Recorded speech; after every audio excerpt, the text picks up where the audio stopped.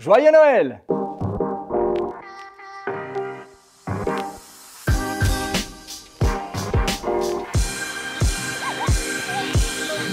Pour faire simple, le troisième pilier, c'est de l'épargne. Ce n'est donc pas un hasard si on l'appelle également épargne 3.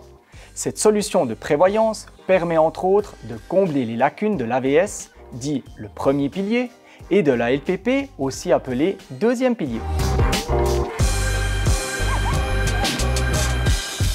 En arrivant à la retraite, les rentes AVS et LPP sont souvent insuffisantes pour maintenir votre train de vie au même niveau qu'avant.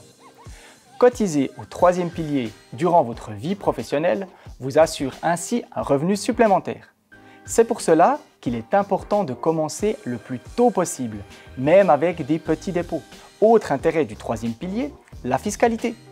Le montant versé sur votre compte épargne 3 est déductible de votre revenu imposable. Vous ferez ainsi des économies d'impôts.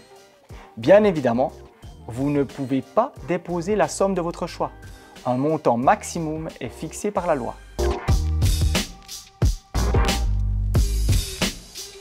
Il existe plusieurs solutions pour cotiser au troisième pilier. En premier lieu, le simple compte épargne 3. Il vous permet d'effectuer des versements comme bon vous semble et sans contrainte. Si vous recherchez un rendement un peu plus élevé, vous pouvez investir tout ou partie de votre capital en bourse. Il sera géré par des spécialistes afin de limiter au maximum les risques. Et enfin, vous avez la possibilité de lier une assurance pour couvrir un capital en cas de décès ou d'invalidité. Mais dans ce cas, le montant de la cotisation annuelle sera défini en fonction de votre situation personnelle et du capital assuré.